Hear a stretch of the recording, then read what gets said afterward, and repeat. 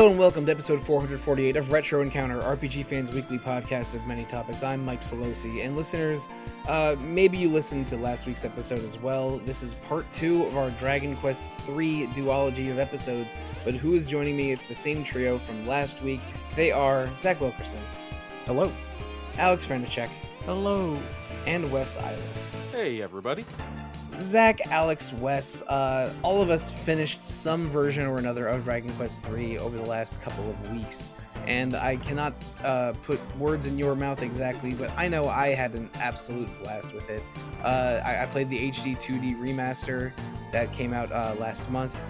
Like, all of the nostalgia points hit, and all of the modern conveniences felt great, and all of the modern additions were at least interesting. So this is going to be a positively toned episode, at least from me. But Aleks, I want to hear from you first, because you said in last week's episode that you've tried out multiple versions of Dragon Quest III in the past, but never got all the way to the end. And this time we're playing the original NES version. So did you finish, and how do you feel about it? I did finish it, and overall my impressions are quite positive, despite it being the NES version, which definitely ended up coming with some frustrations. Like last episode, I was pretty like positive overall about like the balancing of the game. Like I thought it struck a pretty solid sense of challenge. I liked the overall like progression of that point of the game, which I imagine was still very similar to the remake. But I was enjoying the challenge of it, and just figuring out what kind of party I'm going to do. In the second half of the game, when you get the boat, things obviously open up a lot, and the creaks of it being an old game definitely started to show and grade a little bit more in the second half, which makes sense because like once things open up, like things like balancing and things like that become a bit more difficult to monitor and keep tight. So as I was kind of exploring the world on the ship, I was just like the random encounter rate was higher than I would like. Like I would end up going to explore one spot and maybe it would be a little bit more difficult than I would like, and I would have to like grind a bit more. Whereas in that first part of the game, I found like if I was just consistently doing battles, I didn't really need to grind. So overall, the second half was a bit more grindy, a bit more tedious, but still overall, man, this is a really nicely designed RPG, and still like probably my favorite out of any NES RPG that I've played, quite handily. So overall, I got through it. It was pretty rewarding in the end, some complaints aside, and this is a really good NES RPG. I mean, I enjoy some NES RPGs, like, I don't know, Final Fantasy III. People say that Mother 1 is good, but they're lying. But really, it's Dragon Quest 3 and 4 stand head and shoulders above all their others. To me personally, there's a level of sort of simplicity and sophistication of design that really works all these years later. And I mean, I was playing the HD remaster version, so there's been multiple passes of balancing and new content that I've experienced. But from what you're saying, Aleks, it was like the original version is maybe a little bit rough with things like the grinding and the encounter rate, but still strong. And that's and I know that you have a discerning eye for RPGs, so playing it in 2024 and still feeling all right about it is pretty exciting to me. But Wes and Zach, I know both of you also played the HD remastered version most recently. What were your sort of overall impressions after finishing it? Whoever wants to go first. I mean, especially in terms of like the open exploration, and I certainly agree with Aleks in terms of the NES version. I think it's as far as I ever got in the NES version. It has a similar problem to like Dragon Quest II when you first get the boat, right? It becomes way too open and sort of challenging. But I think that Dragon Quest III certainly did a better job of balancing it than 2 did. But here, one of the things that I actually think I found really impressive with that exploration section was that like things never really felt too easy or too hard for the most part. It didn't really feel like while there was some gating behind like this item or this event or this trigger or whatever, it's still really open, but it felt like things still kind of progressed at a good pace. And I think it's really hard to pull off when you're doing it in that open of a fashion. So I thought that was great. And otherwise my impressions are the same as they were For the first half, I just think that it's a remarkable game, and it's just like so faithful in all the ways that matter. And um, even with like some quest markers and stuff like that, it just it felt like Dragon Quest. Some of the magic in this remaster um, is in how it doesn't really eliminate grinding, but it eliminates the feeling of grinding. Because there's so much to find, so much to do, especially if you have a monster wrangler in your party and you're hunting down monsters for your collection. It is a lot more worthwhile to go and explore every corner of the map than it was in any version before this. So I think that really comes front and center in this kind of back half of the game. Um, More than half, but who's counting? You're spending all of this time looking for things, and you're fighting along the way, but it never feels too crunchy. It never gets to the point where it's like, oh god, I am just trying to level up to meet the next challenge. You're just leveling up naturally as a part of engaging with the game and finding all the cool goodies scattered in whatever corner of wherever you are.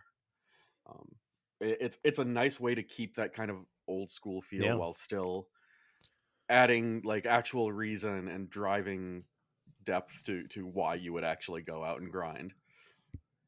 Yeah, I think that basically most of the content in the newest version is preserved from the old one, but they just give you so many more resources, things to find, new equipment, new classes, new abilities that you're sort of doing more as you explore the world, and you're a little bit more powerful. So I think the grind is definitely less intense in the newest version, but I mean I feel like it really preserves what Dragon Quest 3 is. When I was playing through it, I like finding each orb felt like I was playing the Game Boy Color for the first time again. And so yeah, I don't have much to say other than to just agree with all of you. So let's go a little bit into where we are in the story. We ended part one with visiting the town of Portoga and doing an errand for the king that led to him giving you a ship.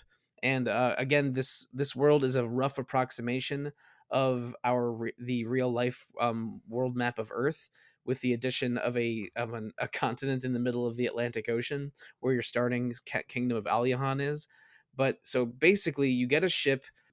You're in Portugal, right at the mouth of the Mediterranean Sea, and can explore the entire world with your eventual goal of getting to Baramos's castle. And again, we're repeating from last week's episode a little bit, but the way that you um determine where to go next in Dragon Quest 3 is that finding keys and unlocking outposts and finding items will sort of expand your game space gradually, and with the intention or I should say the intention of the designer is that you explore your space, your available space, as much as you can to find clues on where to go next, even though those clues could be you hear a rumor about one town while visiting a town on the opposite side of the map. So there's no correct order to go here, and there's no and maybe there's some intentionality. Like I think probably the silver orb stuff is most sensibly done last. I don't think you can finish Immigrant Town until you have 3 or 4 other orbs. So things like that will be naturally done after other events. But for the most part, you have a ship, you need to explore the world and find out how to get to Baramos's castle. And if you go all the way to Antarctica and visit a shrine there, 2 priestesses will tell you that the only way to reach Baramos's castle is to summon the god bird Lamia. And to do that, you need to obtain the 6 orbs scattered throughout the world. And I think I didn't even find the shrine and talk to them until I already had 2 of the orbs. So you definitely don't need to go there to to trigger these other things from occurring. But for the most part, you just got to explore the world, find the 6 orbs, and then figure out what to do from there. So, does anyone want to talk about? We're going to be all over the place because this does not have to be done in order. But does anyone have a specific event or scenario from this part of the game that they just want to get off their chest and jump into? I think one of my favorite things that happens is, so you get the mod rod, right? Which is this rod that allows you to transform into, I don't know, a hobbit or an elf or whatever, slimes. You can transform into all these things. And the guy who's in like, I don't know, like sort of the, I guess, North Pole, trades it for gets the mod rod from you with like a bone. I'm like, what the heck? That is like the worst trade in history, but yet somehow that has RPG logic to it. And I think it's really funny. Every time I play the game, I'm like, this is so ridiculous. But this time it made me laugh even more. So that's the thing I wanted to get off my chest.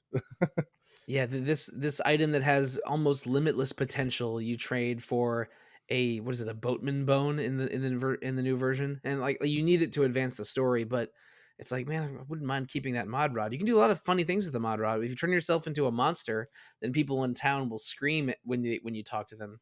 But if you turn into a fairy, you can visit the or maybe also an elf.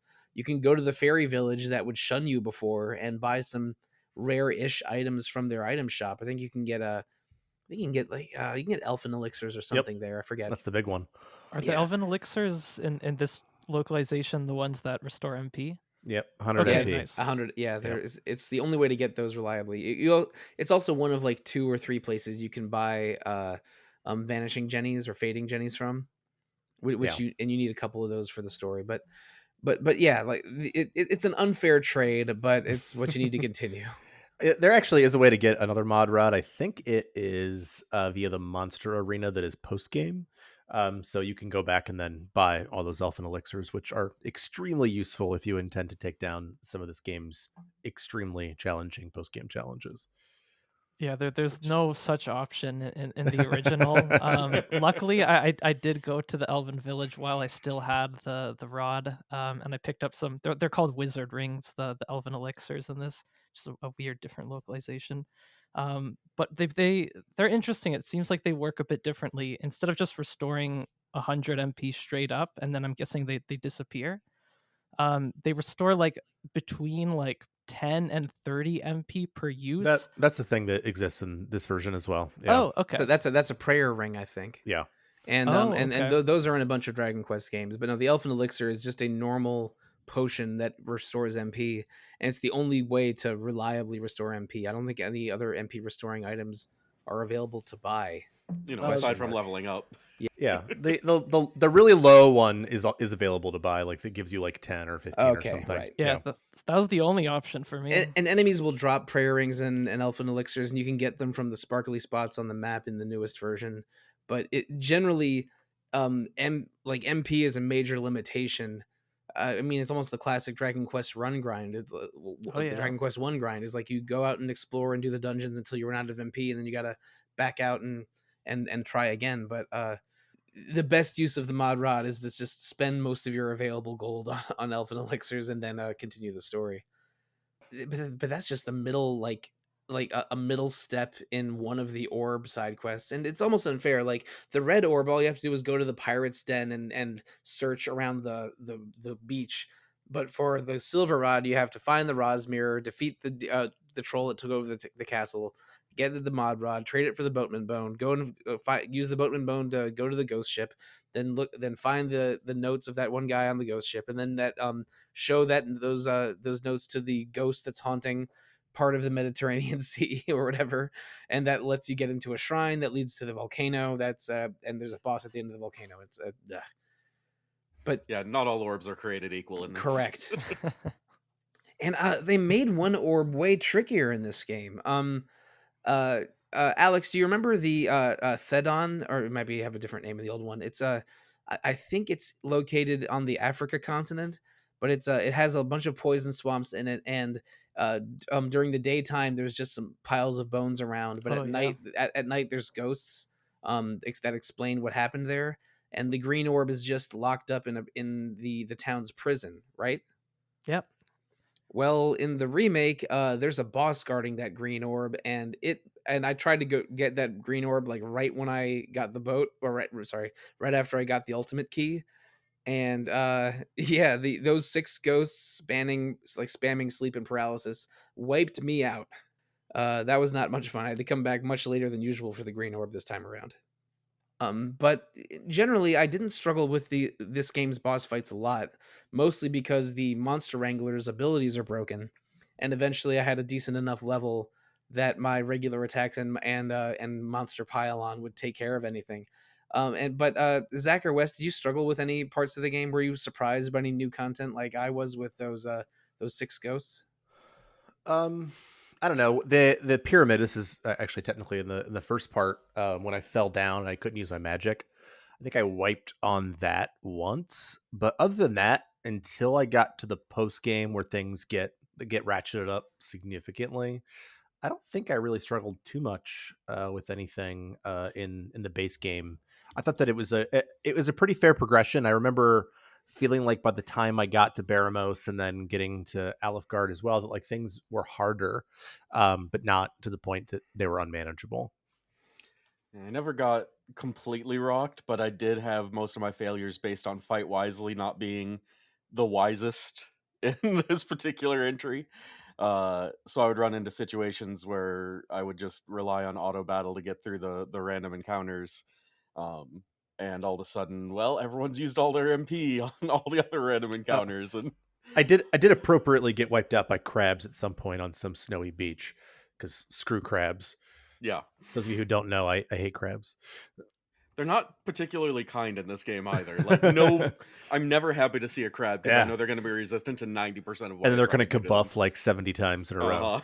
Yeah. Yeah, is there a trick? Do they have a specific weakness? Like, does Zap work on them or something? Because I remember whenever I saw a crab, Zap does work on them, Okay, but so Zap obviously is the that's key, you know, okay. I mean, if you that would require the MP to do it. So yeah. I remember being stymied by crabs a couple times, and I don't have a distinct hatred of them like Zach does. I'm from an I'm from a part of the United States that has a lot of delicious crab dishes. In fact, Oh, I mean, I enjoy consuming my enemy, but I don't want to see it in the real world.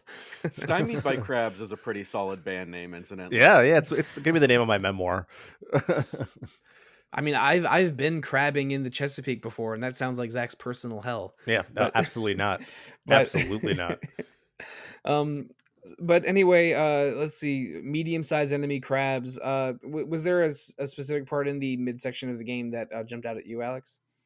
I guess one thing I liked was just like right after you're in Portugal and you get the boat. If you just go to like to the continent like most like south of you, there's like a very visible like little settlement, and then like you're at this point in this game where like the whole world's open to you, so it's a little overwhelming. I like how like the NPC there gives you like a very like detailed directions to get to Jipang, or the Japan equivalent in this game, by telling you to like go down to the south part of the continent and then keep going east until you reach the island. And that was also a really good highlight of this section, I think, because it did end up being the first thing I did. And I don't know, like how I'm guessing like the towns have like a bit more distinct features. Japan feels like a hard one to start with. Orochi's no joke.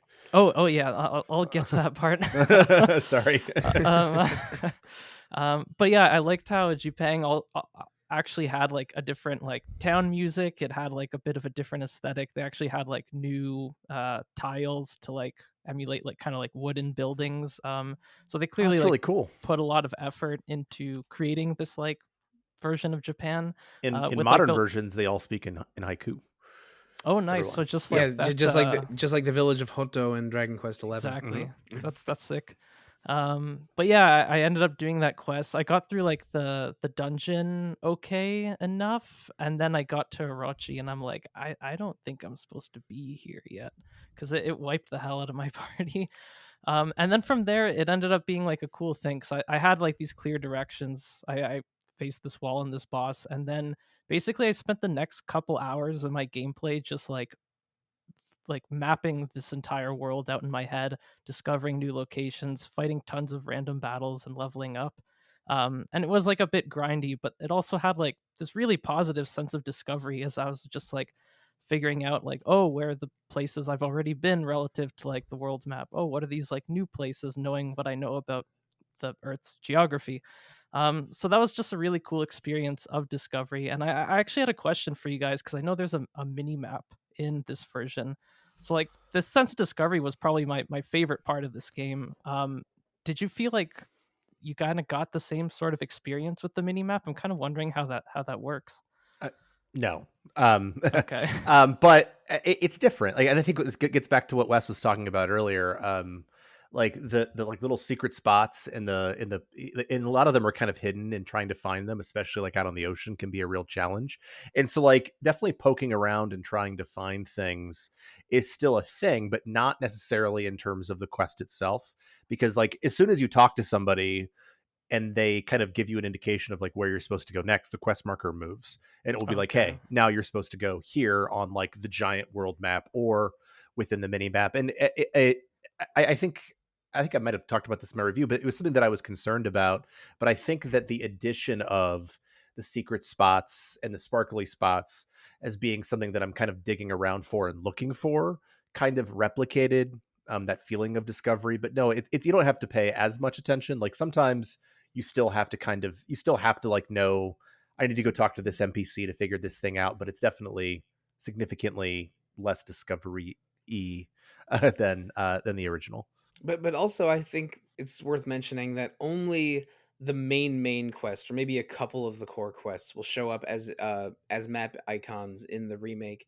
It's you're not drowning in quest indicators and and map icons like you would be in a, I mean, this is low hanging fruit, but in a modern Ubisoft game or something. But like I think the minimap is a modern convenience that's here because any RPG like this sort of will have a minimap in 2024.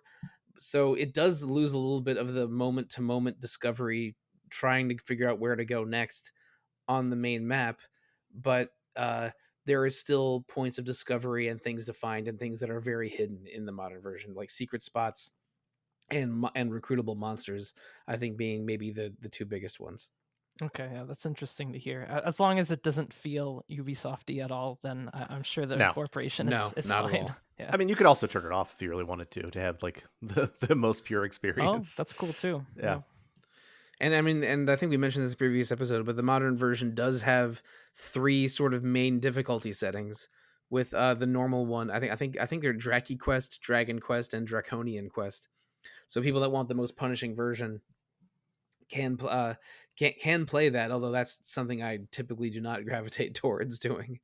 But you know, there are other changes from version to version. I think that Ortega's helm is not in the NES version at all. No, definitely not. Yeah, all right. Well, in the Super Nintendo or I should say Super Famicom and Game Boy Color versions, when you go to the town of Moor in the in sort of the north end of the map, it's north of Jipang. I think it's supposed to be in like Siberia or Kamchatka in the real world.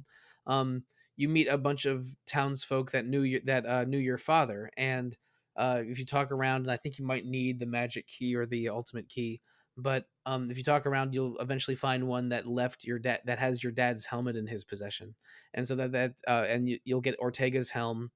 It's a good helmet for the mid game, and I think even in like original Game Boy Color and Super Famicom Dragon Quest, like there's helms that eventually eclipse it in defense, but Ortega's helm like protects against all status effects other than instant death. So it's, some people keep that on anyway. But now in the new version, they gave you a way to upgrade Ortega's helm a second time. So yeah, this game is adding to itself with every new iteration. Um, and yeah, I think that was like I think maybe you can go to more before you get the ship. It's by All Trades Abbey, like southeast of it. Yeah, So right. yeah, you can. Right. So I think you can get that before the ship, but that's sort of a like classic mid game quest, an upgrade for your hero that will last you quite a while. But I mean, when I got the ship there, I knew what I wanted to do first, and that was get the ultimate key, because once you have all the keys in your possession, that literally opens many doors for you. And the way it goes in this game, and they sort of because the ultimate keys sort of important locations are in like Australia, North America, and the British Isles. You can sort of just stay in that Atlantic zone for the most part, Huh. other than Australia, I've to never realized that before. to do that stuff first if you want. I mean, it depends on how quickly you can get a fading Jenny, or if your mage is leveled up high enough to learn the fade spell. But yeah, like if you just sort of start in Portoga and sail west, you'll land in Persistence, which resembles a North American native village, and they talk about how soldiers from Edina stole from them, and left. In fact, there's one soldier from Edina still living in the well of that village. But you learn that they had a sacred urn that went missing. It's called the bottomless pot in the new remake. Then if you go back to Edina, Edina is a very wealthy nation that doesn't allow commoners in their gates. But if you use the fade spell or a fading Jenny item, you can turn invisible and get by them, and then solve a puzzle if you in their dungeon to get the bottomless pot again. And then if you go to the a shrine in the middle of the Atlantic Ocean with the bottomless pot, you can use it to suck up all the water continually rushing down and get the ultimate key there. So like if you just explore the area around you immediately, you'll get enough clues to figure out how to get the ultimate key. So it's even though they want you to explore the whole map as thoroughly as you can, there's location based stuff you can do that you don't have to comb every single inch in order to find the next logical thing. And maybe the other thing to do in this part of the map is create your own town. There's an immigrant town that's located, I think, roughly in I want to say Central America, maybe where the United States is. Yeah, that sounds about right. East Coast. Yeah. So East Coast of the U.S. I mean, I'm from Virginia, so I had to do field trips to Jamestown at least 3 times over my grade school career. There's an old man who's trying to found his own town, and if you either leave a merchant in your party with him, or you can go and recruit a new merchant from Aliahan and then bring them over at level 1 or something. They basically a merchant from your party will semi-permanently leave and start building the immigrant town with this old man. And the more orbs you find, you can sort of leave and return to immigrant town, and it'll continually grow. And eventually it will reach a level of development. I think after you find 4 orbs, or maybe after you find all 6, that it has the best weapon and armor shop in the game for this part of the game. I was gonna say I really love the immigrant town stuff, not just because of like my Suikoden love for building a town, but like the personal drama that plays out. The personal drama of it is it's so great. ridiculous. It's so awesome. Like he becomes like this like fascist ruler who just like decides what everything is going to be. Then he gets locked up. Like it's just like this like such a small town drama that gets so intense. And you see it sort of like in these like little bits and pieces, which makes it like sort of more ridiculous, but also way more entertaining. I think it's super fun. Yeah, and like you try to like go to like the club in the town, like the bar, and the bouncer's just like, okay, it's gonna be like 10,000 gold.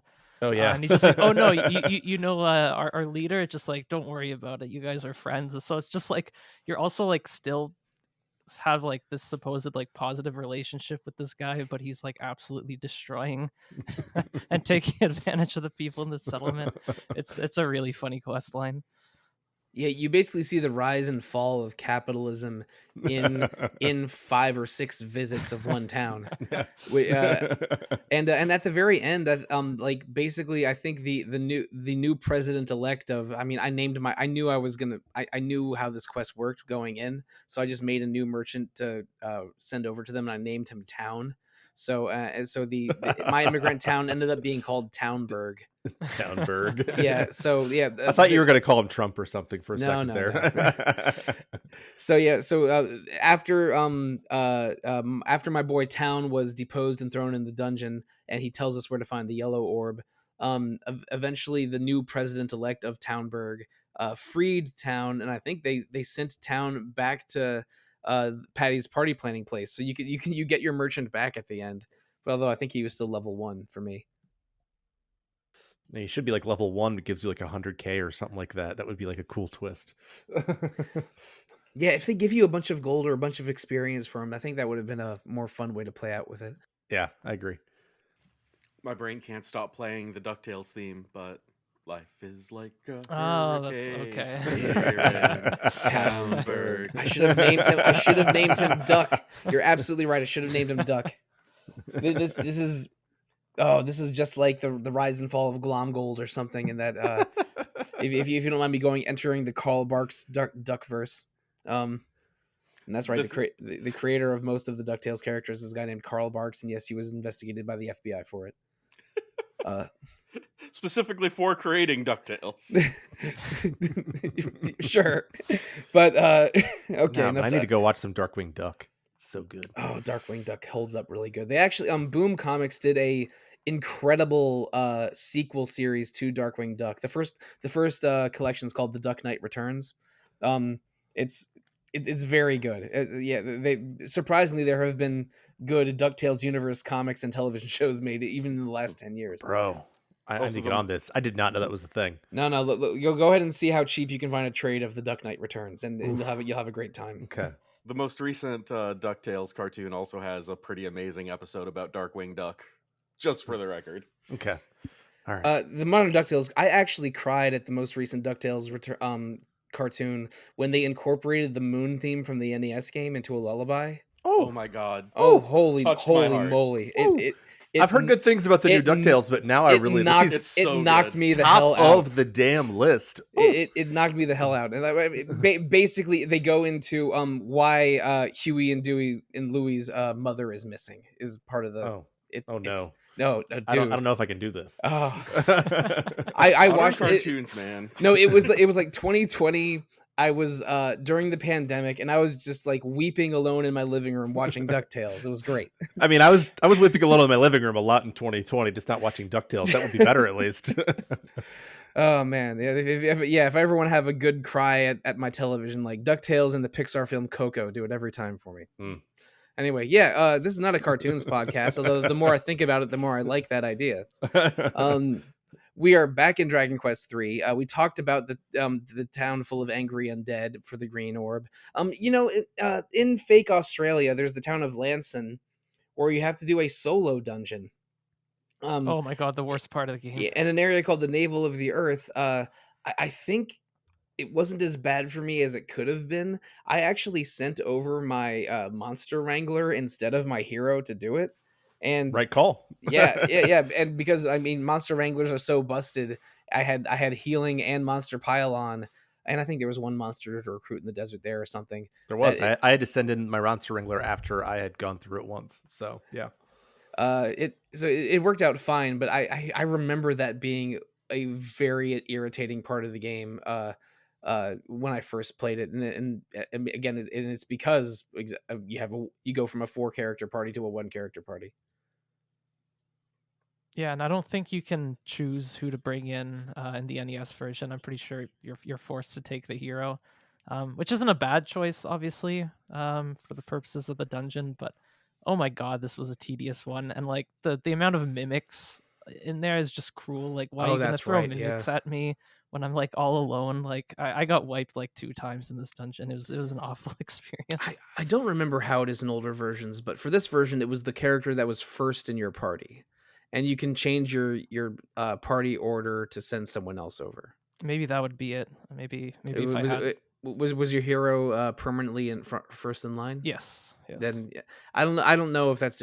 I mean, don't hold me to that. I don't know if that's possible or not in the NES version, but definitely more manageable now than in the NES version. But I think they added a boss at the end of it that was not in the NES version.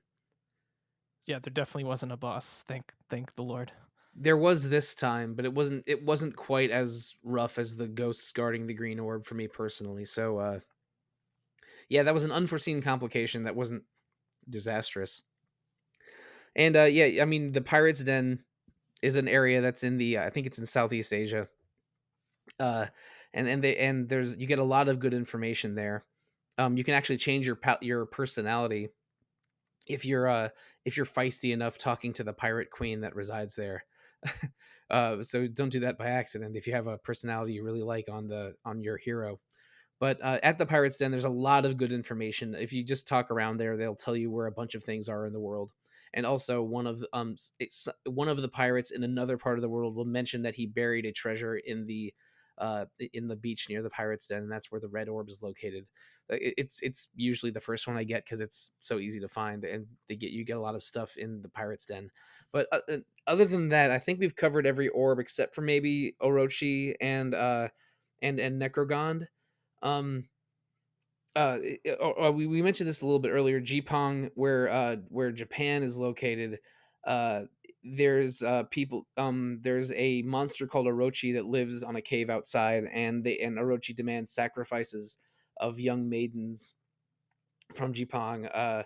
There's a sort of a maiden there that's trying to escape her fate, and she gives you a key to go through Orochi's lair and challenge it yourself to maybe prevent her fate.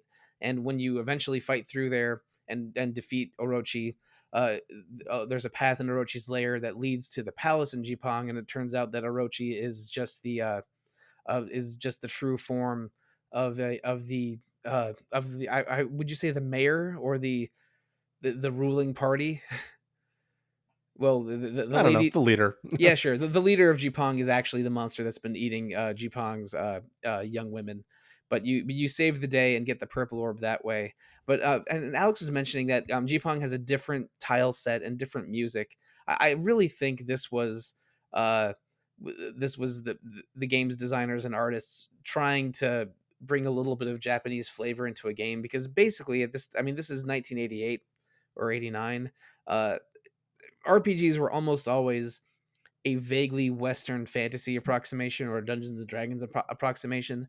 I think they just wanted to put something Japanese in the game, so they deliberately put a little bit more effort into the Japan town when they were filling out this giant world map of cities. But that's I don't have anything to corroborate that. I just feel like they went a little hard on the Japan town in this game. No, you're absolutely right. Like compared to like how like they try to make some towns like distinct in their own ways, but compared to like how homogenous a lot of them feel, like Jipang really feels distinct. So I think they really wanted it to be a highlight of this part of the game. It's actually one of the things that it really stands out about the HD2D remake is that, while I think Japan or Jipong or whatever feels maybe more distinct than most places, like most of the towns like have their own flavor, have their own sort of vibe. Think about like the fairy village in particular. I think is like really beautiful. So yeah, I think that it's a nice upgrade in that way. And I mean, they really do try to give towns more distinctive flavor in Dragon Quest 3 compared to the previous two. Oh sure, Like, yeah. like there- Oh, there's for not there's sure. nothing like Isis/Ibis in the previous two Dragon Mhm. Quest games. Um, and in modern Dragon Quest games, almost every town will have a unique accent or a vocal tick that is vaguely based on a real world place. I remember it took me like hours to figure out that one of the bad accents in Dragon Quest 7 3DS was supposed to be Swedish. But like this is the I mean the first time of many times where Dragon Quest really tried to inject international flavor and diversity into their town design. And maybe the most striking example of it is Jipang. Yeah, and like coming from like because I did play Dragon Quest 1 and 2 for a bit before I hit this one, and also just having like some NPCs that aren't like hint givers but are there more just like to give some flavor to the town based on where like its real world analog is also more of a thing. Like um there's like a philosopher of some sort in Isis, for example, and yeah, just other like little touches like that. I really appreciated seeing like trying to use text to give more flavor to locations as well. Although you probably could beat this game by only talking to old men living alone in shrines, because there's just an unusual number of them that give you the item or tell you where to go next in this game. Yeah, it Uh, wouldn't be Dragon Quest without old man quest givers. yeah, like kind of it's dangerous to go alone. Take this, except like 11 or 12 times. But yeah, the most involved quest is that silver orb quest that we alluded to earlier. Like you go to Minoza, which is in the basically in the Amazon, and you have to do multiple rounds of trading items and going through dungeons to get to the Maw of the Necrogond, which is a teleporting shrine takes you there, but it's in the sort of eastern half of the African continent, and it's not really even a much of a dungeon. I think it's you just kind of walk up to the to a boss fight there, and if you look at the if you watch the cutscene before the game begins, that's the monster that took down your father Ortega. And I think now is as good a time as any to mention that this won't really apply to you much, Alex, but in this modern version of the game, I think the biggest change that they made narratively is fleshing out Ortega's character a lot more. Ortega is the main character's father. He was a hero that attempted to defeat Baramos, but then disappeared sometime earlier. And in the remake, you basically learn more and more about your dad and the impact he made all around the world. Like the people in Moore, where you get Ortega's helm, sort of hero worshipped Ortega. And a character that I believe he dies from the false king of Menoza. But when you look at his corpse, you get a memory of Ortega dueling him to a draw, and then the two of them becoming friends afterwards. And if you talk to the dwarf that lives in around where Greenland is, or maybe it's just in the North Sea somewhere, he talks about meeting Ortega and forging his armor for him. They do a better job of communicating your father's past in this game, where it's only really acknowledged in a couple scenes in older versions of the game. And I thought it was a welcome change. Like Ortega's not exactly Pankraz from Dragon Quest V, but I mean, who is really? But they communicate him being a great hero in his own right, and you walking in his footsteps in a way that I thought was a positive addition. Yeah, since this released, I've heard a lot more Dragon Quest fans speaking of Ortega in like closer to Pankraz terms than maybe we had gotten before. Yes, but I'm not gonna say he's at Pankraz's level No, he's not. But because it's close. No one is. I'm not sure any video game parent is at Pankraz's level. Pankraz / Papas. I was trying to remember which one was the official quote unquote translation because Papas is such a good name. But anyway, once you defeat that gargoyle and get through a volcano cavern, you're on that takes you to the other side of the mountain range there, to a shrine that's right in front of Baramos's castle. But Baramos's castle is still inaccessible. You need to get that shrine has the silver orb in it, which is in many cases the last orb that a player will find in this part of the game.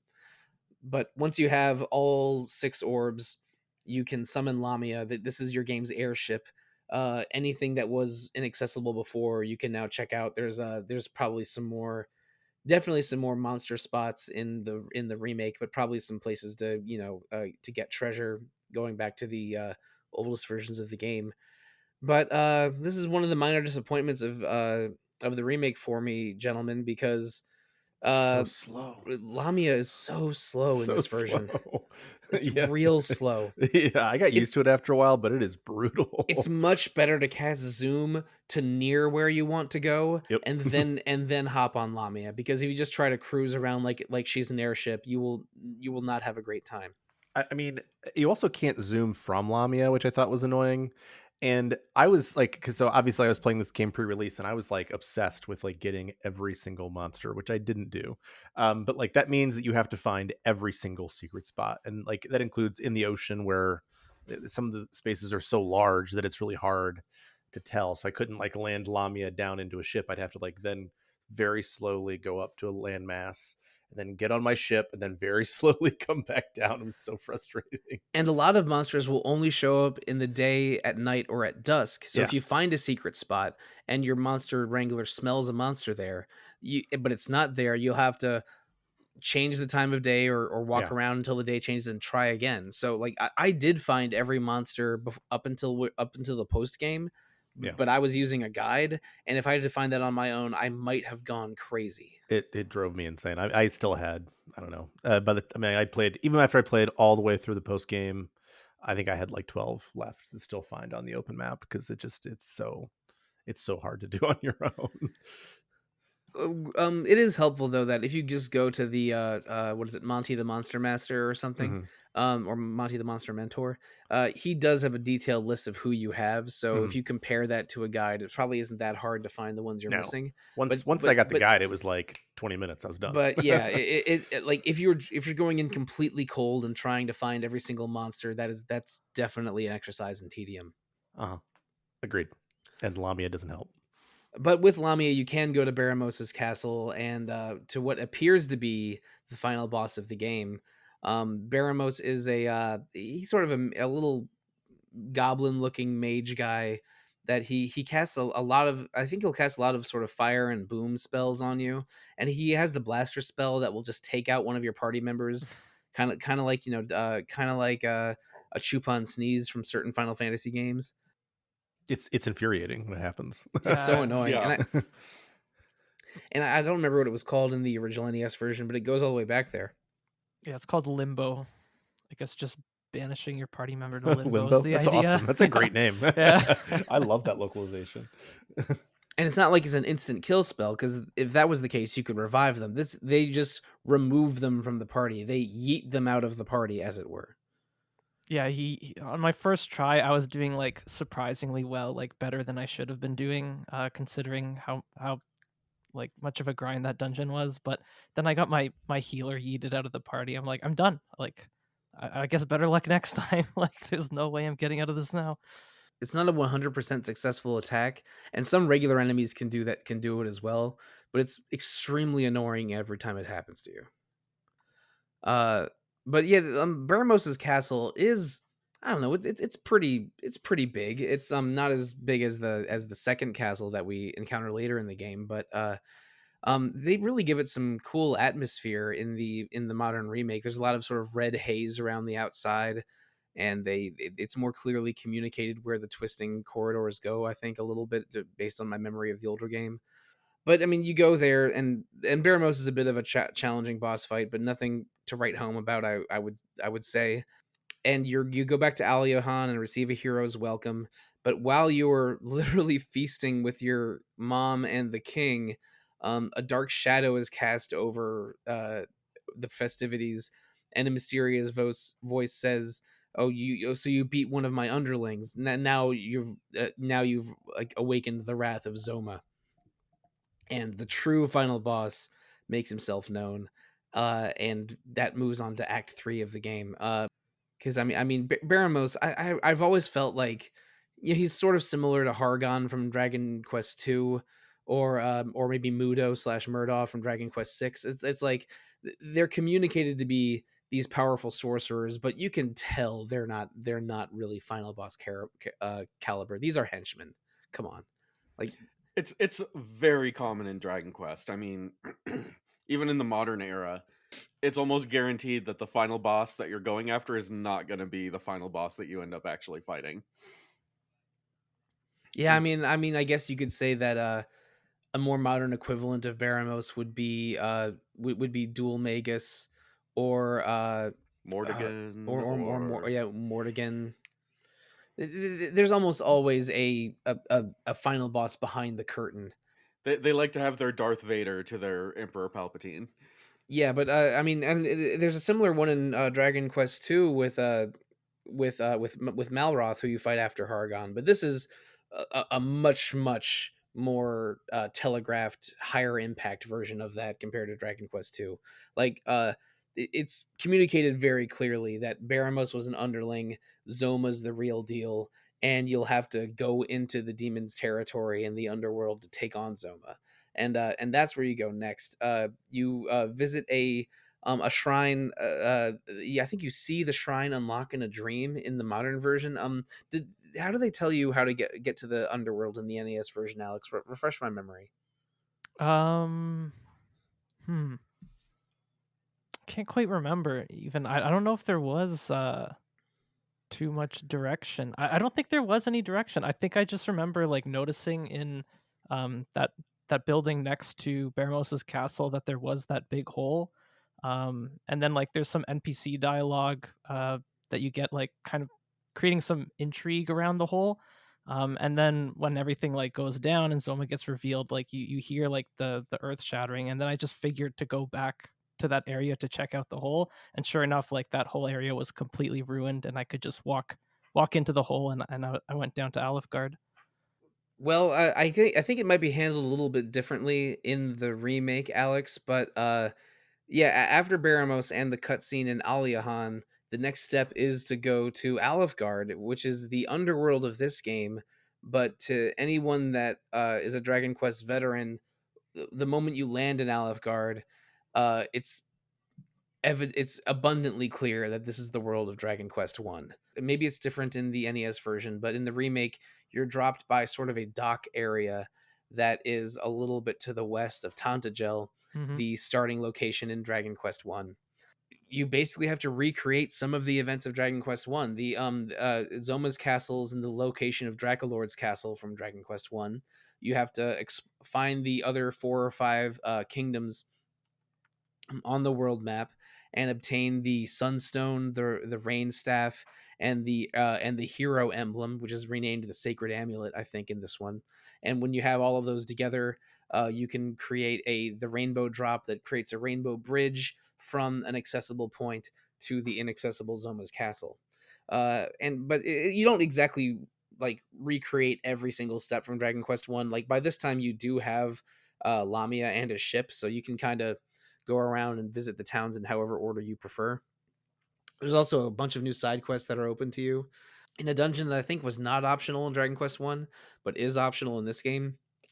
You can get the ultimate shield for the hero, and you can do a sort of collectathon side quest to forge a new sword for the hero. And in the remaster only, reforge Ortega's helm with some materials you find in Alefgard to make a new ultimate helmet for the hero character called the Auroral Helm. A matching set of auroral armor is in the Tower of Rubis, which is a required dungeon in Alefgard before you can fight Zoma. And if I wasn't making it clear here, this new sword, which is called the Sword of Kings, you have to even take it back to Jipang to find the Forge Master's tools to remake it. The Auroral Helm and Armor and the Hero's Shield are explicitly the equipment of the main character of Dragon Quest 1, like right down to the blue hue and the horned helmet. So you sort of assemble, you visit Dragon Quest 1's world, you assemble the Dragon Quest 1 armor, and you do the Dragon Quest 1 core quest of obtaining the Rainbow Drop to go to the castle near the center of the map. And I mean, I think I already knew that Dragon Quest 3 was a prequel when I first played it in the early 2000s. But this had to have been a mind blow in the late 1980s. Oh, absolutely. It's unthinkable to me that where video games were in a stage of storytelling infancy, that any kind of callback or reference would have a bigger impact then than it does now.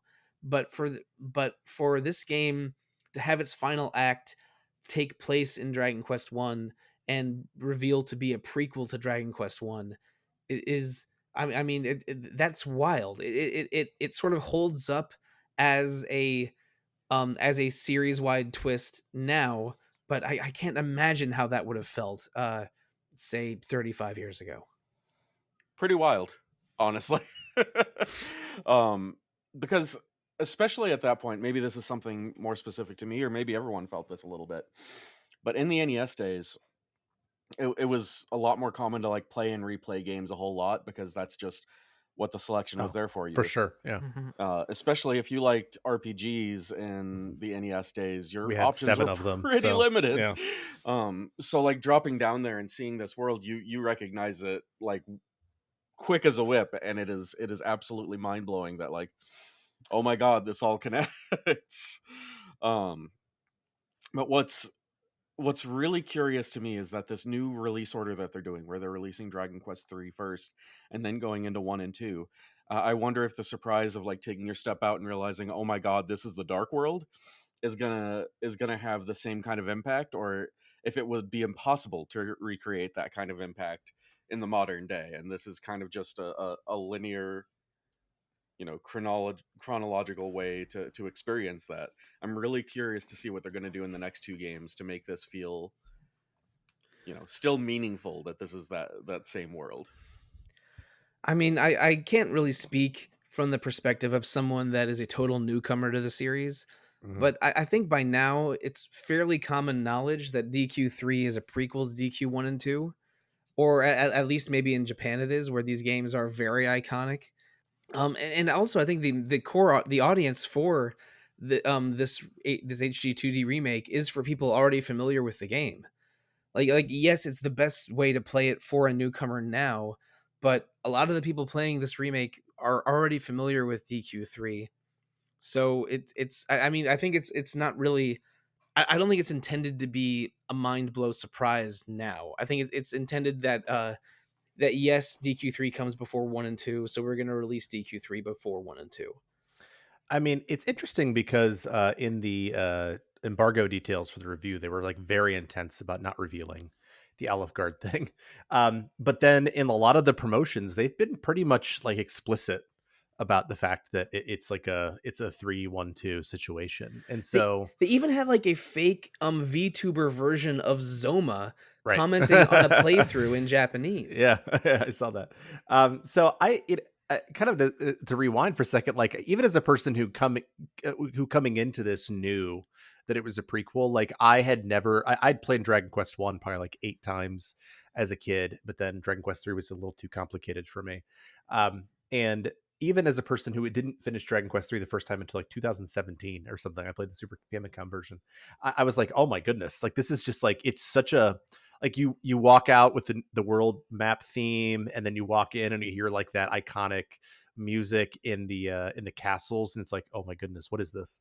And even this time when I was playing it, like I got a little misty, just like thinking about like how valuable those experiences were for me. And so I think that even if you know it's coming, it still has like a weight and a power to it, because for me at least, again, this might be just my experience, as Wes was saying, it's just a callback to like this, like such a seminal thing, for who I am and was as a kid. Yeah, even as someone who doesn't have nostalgia for these first couple Dragon Quest games, like it still had an impact on me because, like I said, I played Dragon Quest 1, the NES version, just a couple months ago, and so yeah, I spent some time with that game. I knew about Olive Garden in this one. I knew 3 was ultimately a prequel to 1.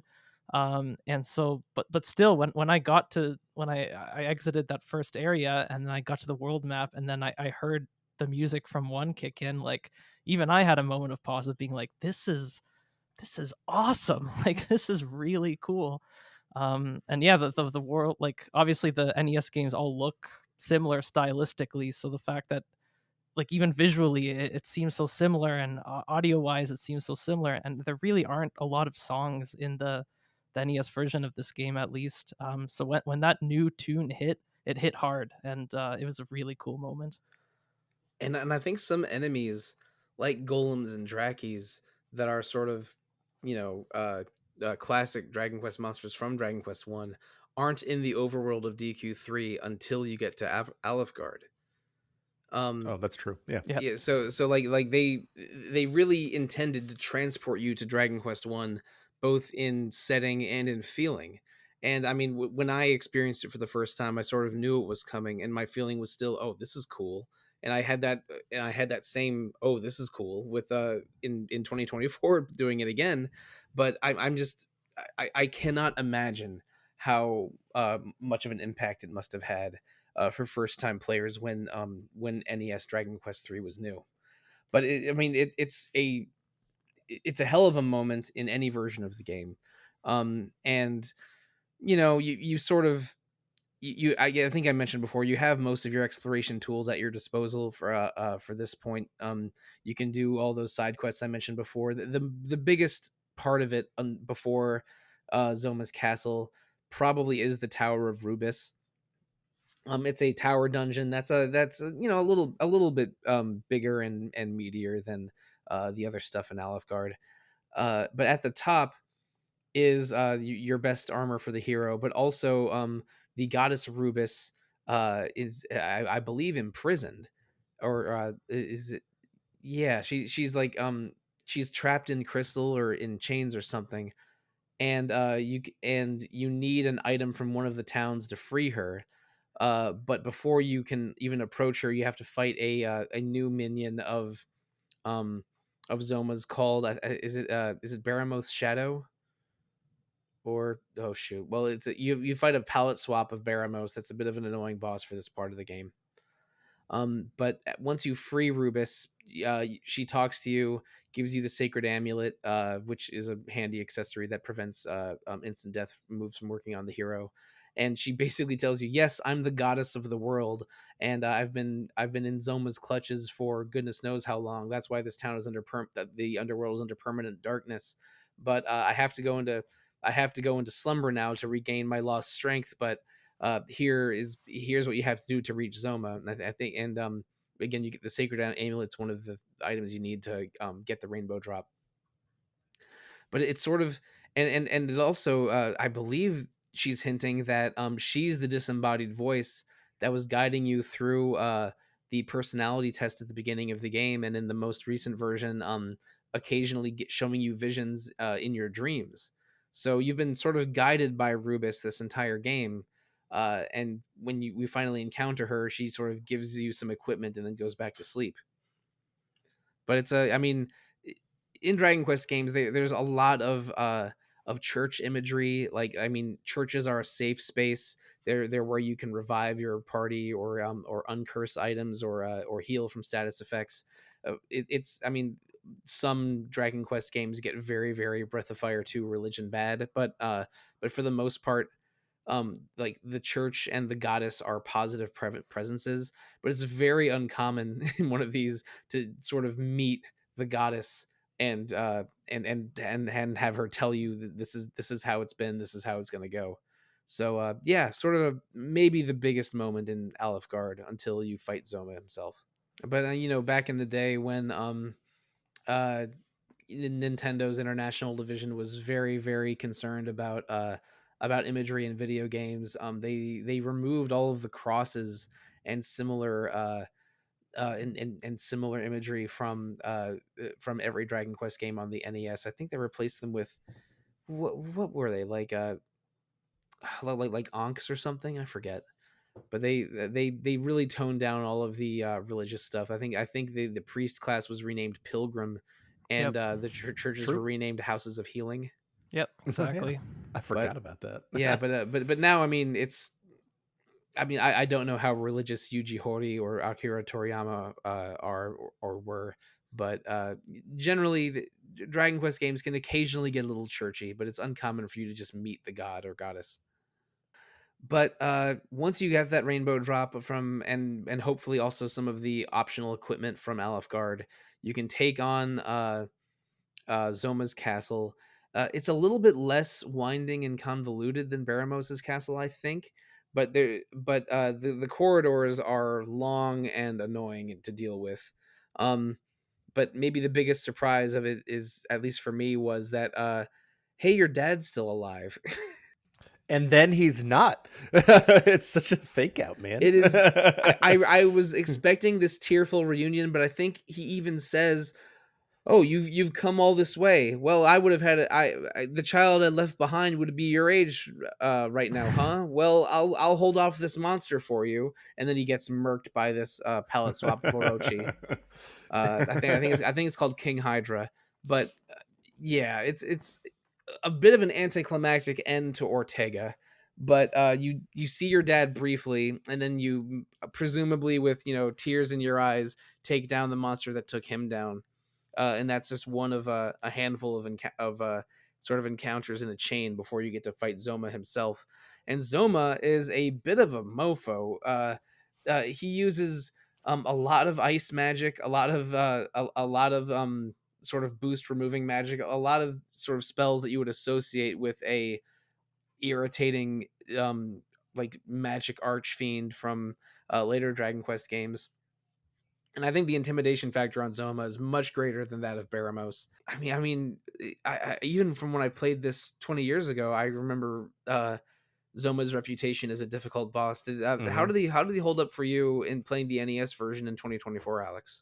So, I mean, the final dungeon itself was the real challenge, like, because the only way I had to like recover MP was like one wizard ring I had.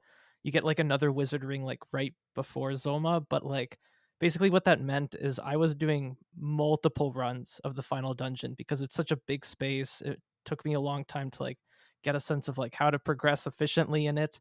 So I was doing like I got to like the second floor, I had to go back. I got to like the fourth floor finally, and I had to go back. And then so with all that sort of process, I did get that last wizard ring. I was able to replenish my MP before Zoma, and I'm like, okay, let's wonder how difficult this fight is. And I absolutely smoked him because I guess I was properly leveled at that point. So yeah, the absolute endurance run that was the final dungeon ended up preparing me properly for Zoma, and it really wasn't that hard of a fight. It does help that the final armor and the final shield for the hero that you get both reduce magic damage by 30 by 1/3. Oh yeah. So you can tank all of Zoma's ice moves pretty well if you found all the good equipment. But I mean, I felt like I was over leveled, and I had 3 characters with monster wrangler skills. Which means you smoked him. Yeah, so because That's like you don't. that's how that class works. But buffs and debuffs are irrelevant to the monster wrangler. yeah. Honestly, like the entire second half of the game rang a little bit easy for me. I was playing on the medium difficulty, and I reclassed my 3 other party members twice into from monster wrangler, then one other class, then a final party of warrior, martial artist, and sage.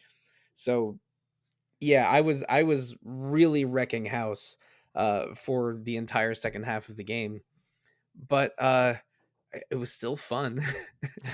Like this game's setting is so well realized, the quest is so fun, the exploration is so fun, the job system is so fun that I really had a great time. I barely scratched the surface of the post game. I got to a couple floors or zones of the post game dungeon.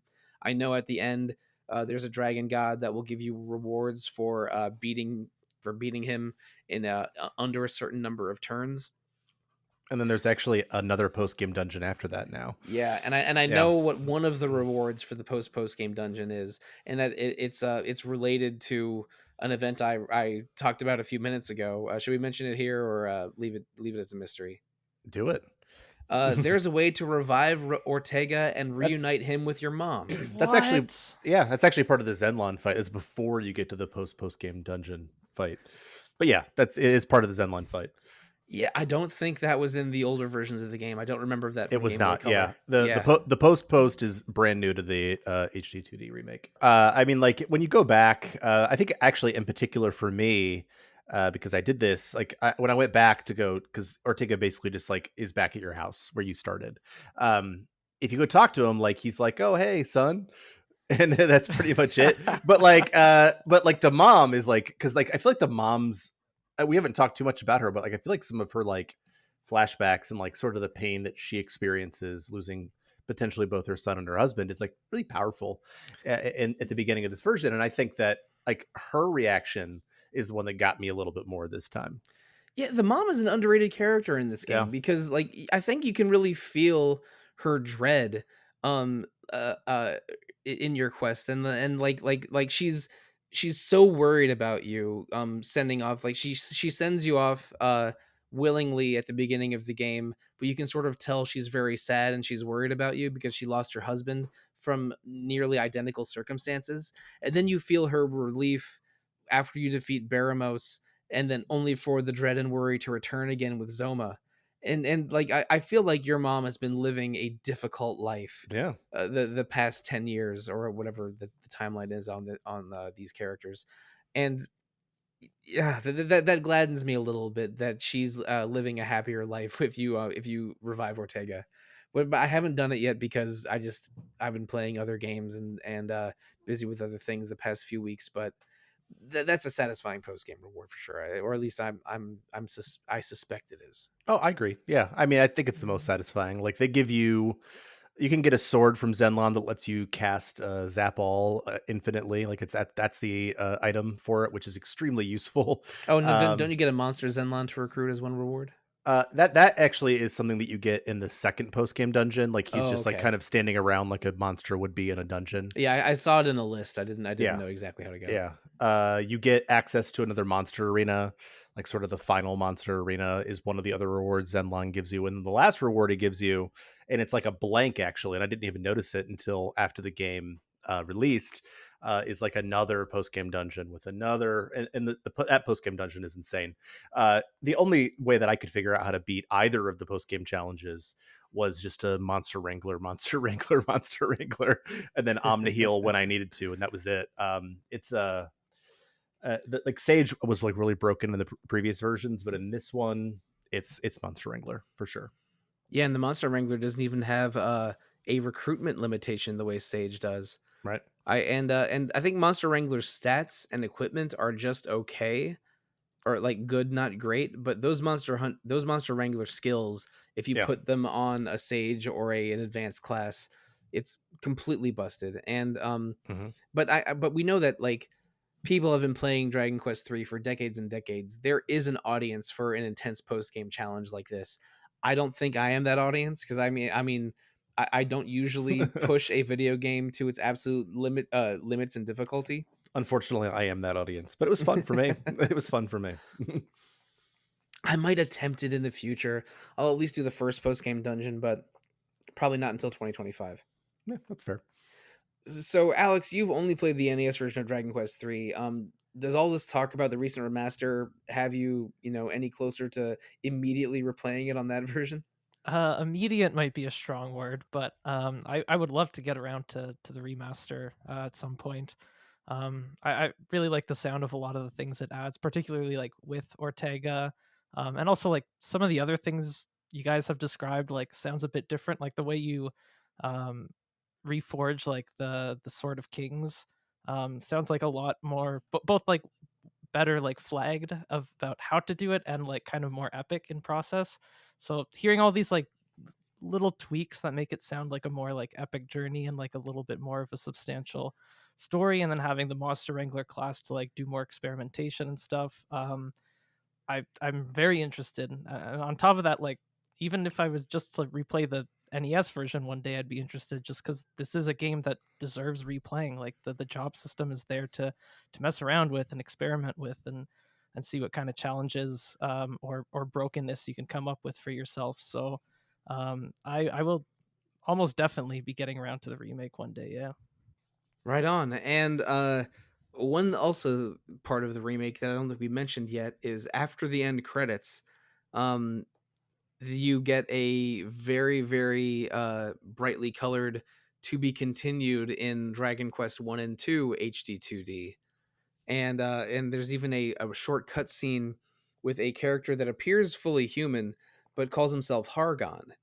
So this is entirely speculation. I think we're going to get more background story and and sort of character development for Hargon, and possibly also Malroth and Dracolord. That's my suspicion. Like if Ortega got all this extra attention in the remake of 3, those are characters that might get extra attention in the remake of 1, the remakes of 1 and 2. But Wes, how much more excited are you for these games, seeing that big splash after the end credits? Oh, over the freaking moon. My childhood is really built on Dragon Quest 1, more so than any of the series, even though it's not my favorite in the series per se. It is the most nostalgic game for me. So just seeing how much change they've made to Dragon Quest 3 to really make it a more robust modern game, and knowing that we're going to get a similar treatment in addition to like the story being a little bit more fleshed out for 1 and 2. It can't get here soon enough, and I'm angry that it's not here already, but that's neither here nor there.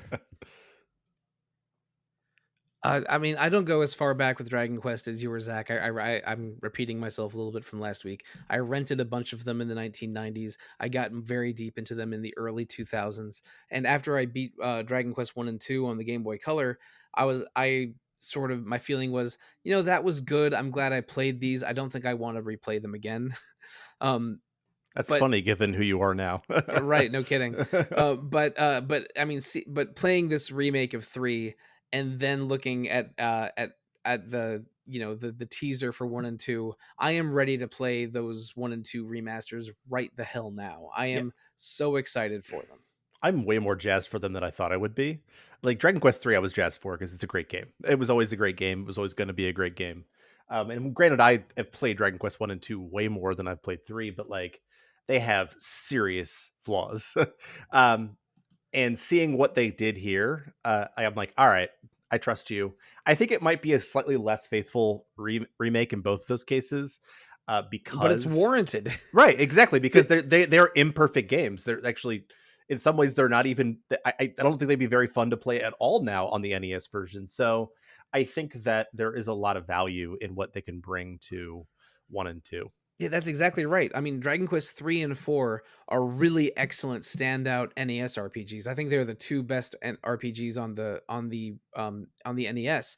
And 1 and 2 are, not bad, especially for their time, but really do feel um inferior to the much more complete thorough experiences of 3 and 4. But like this remake of 1 and 2, there were so many smart decisions made in the 3 remaster that Right. these 1 and 2 remakes are like, oh, they could be rebalancing these games and fixing a bunch of their problems in a way, and that's exciting to me. So yeah, like I didn't think I would ever want to replay Dragon Quest 1 and 2 after playing them 20 years ago. Now I'm down, and I was already interested in them, but when they were announced, but before I played this remake. But now that I've played the remake and know what's coming, I'm more excited for them. The hype machine is working on me. I'm only human. Now I want to sing. But I mean, if we're talking about the end credits of Dragon Quest 3 and the story continuing in Dragon Quest 1 and 2, we're probably near the end of the episode. Are there any final caps we want to put on this retro encounter before we move into housekeeping? The only thing I'll say is that I really appreciated playing this again right after 11. And I don't want to spoil anything for people who haven't played 11, but it like just sort of the looping and the way that things sort of work together with that game, and this is a great game. It is not Dragon Quest 11, right? So like but like the power of that game and the power of where it leaves you off, and then like the way it sort of picks up here, I don't know, it added a little something to it for me. So I don't know, we haven't talked about that, but it was important to me. Yeah, I mean it's also full circle a little bit for me. I Right. replayed Dragon Quest 11 earlier this year on 4 podcasts, which included you, Wes. Hey, me too. And I mean, and it's I mean, we even mentioned in the previous episode, there's a lot of Dragon Quest 3 references in Dragon Quest 11, but now like playing 11 and then playing the most modern version of 3 and seeing more of the connections, like I mean, like even like, oh yeah, you forge a new sword in the post game of Dragon Quest 11 similar to the Right. Sword of Kings. Like Yeah. even little things like that I was aware of, now I'm even more aware of them. It's Dragon Quest is so good. I'm excited So for more. freaking good. I'm so excited for more soon. The I one don't know when 12's spoiler, happening, but I'm excited for that too. the one spoiler I'll give for Dragon Quest 11 is that if you haven't played it, spoiler alert, you should. All right, so I mean, this game elicited feelings in all of us, but most of those feelings were positive and or excited. Dragon Quest 3 is a classic, and it holds up to this day, and it's both its NES version and its most recent version. So, listeners, oh boy, how do I say this? Let's go before I get serious on the podcast. Let's talk about what's happening soon in Retro Encounter. Next week we're having our 2024 year in review episode. It's the typically least episode of Retro that in any given calendar year. We talk about our favorite RPGs of the calendar year. We're recording that one very soon, and I'm already ready to get fired up about oh boy, do I try to defend Like a Dragon Infinite Wealth ending or not? We'll see. But we're going to be talking about a bunch of 2024 games next week, and the following week is episode 150. But episode 450 is going to be a little special, so I'm going to skip that for now. After episode 450, we're going to do 2 episodes on Final Fantasy IX coming in January. That is a much beloved Final Fantasy game among its core faithful. And there's even been chatter about a potential remake happening soon that we've heard leaks, we've heard rumors, but we're going to be playing the original version of FF9, or at least a modern port of FF9 for the podcast in January. But episode 450, regrettably, it's going to be my last episode of Retro Encounter for a long time. I am officially retiring from being the showrunner of the Retro Encounter podcast in a few weeks.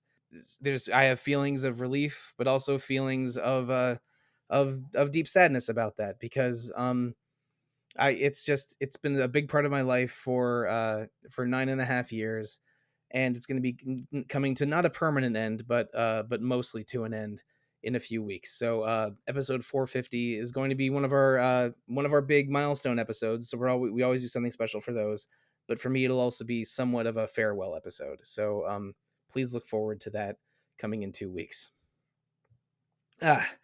Okay. Oh, I hope I don't get this emotional in 2 weeks, but probably will. I'm going to get more emotional in 2 weeks. Oh no. 100%, yeah.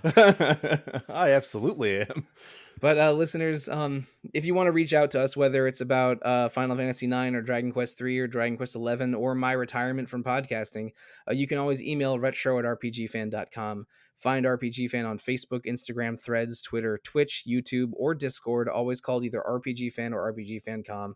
And RPGFan.com has reviews, previews, news articles, podcasts every single day of the week for you. Please just visit RPGFan.com and see what there is to explore there. One of my favorite parts of the RPGFan.com library of links is rpgfan.com/shop, where you can go to see two storefronts, one hosted by TeePublic, where you can get RPG fan apparel and accessories, and another hosted by Hyperplay RPG, which is a UK-based publisher that sells the RPG Fan Review Collection, a 300-page tome of RPG Fan reviews from over the years. We would love for you to support RPG Fan with either of those storefronts. But RPG Fan also has two other podcasts to support. There's Random Encounter every other Monday, mostly about current events and what we're playing, and Rhythm Encounter every other Monday about RPG music. I know that Random Encounter very recently recorded an episode about the Game Awards, which took place last week, and had a bunch of exciting announcements therein, including Clive Rossfield joining Tekken 8. Excellent. I'm going to buy Tekken 8 now. I mean, Noctis was in was in Tekken 7. I should have seen this coming. Maybe I would have preferred Tifa, but this is still funny / great. It made me that much closer to buying DLC for Tekken 8, that's for sure. But whether you want to listen to Retro Random or Rhythm Encounter, you can do so on Apple Podcasts, YouTube, Spotify, or however you listen to podcasts. We would love for you to provide feedback to any of those podcasts as well. But before we sign off, let's tell you how to find us. But before we do that, thank you guys. This is going to be my last Retro Encounter Game Journal episode for quite a while. Again, We'll I'm not see about that. I'm not permanently. I'm not retiring from all of RPG Fan. I'm just stepping down as showrunner of the podcast to spend more time with friends, family, and cats. But yeah, this is going to be my last Game Journal episode for a while. Parentheses. He doesn't know how long, really. Close parentheses. I mean, the person who might be continuing the show might ask you every single month. We'll see how that goes. He won't do that. All right. We'll see. I mean, you know how to find me. Future showrunner of Retro Encounter, whomever that might be. But let's tell those listeners how to find us, the four panelists of today's episode. Starting with you, Wes. You can find me on Blue Sky at Lone Weasel, and this is also the opportunity to say, hey, Mike, it's been amazing having you hosting this. I know you aren't gone yet, but in case I'm not here before you are retiring, it's been an honor. Thank you, Wes. Now, Aleks, how can listeners find you? You can email me at alexfranicek@gmail.com, and I'll also throw in a comment. I know I haven't been at the site as long as some of the other guys, but if you haven't noticed, I've been on this podcast kind of a lot, and it's because you've made it such a fun and welcoming time. So it was an honor podcasting with you, and I hope to do it again soon. Thanks, Aleks. Now, Zach, how can listeners find you? You can find me. You can email me, zachw@rpgfan.com. You can also find me on our Discord as Zach W. I am also on Blue Sky, but you shouldn't follow me there because I'm mostly just there to argue with trolls.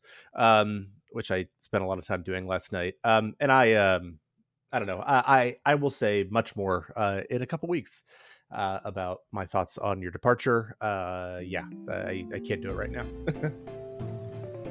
Thank you, Zach. And listeners, if you want to find me, I am at Evoker for Dogs on Blue Sky and Instagram and RPG Fans Discord. I am easy to find on all three of those places. But yeah, you know what? I suddenly feel myself slightly overcome with emotion, so I think I am going to head to my living room and watch DuckTales and maybe have a good cry. Listeners, thank you. Good night and good luck.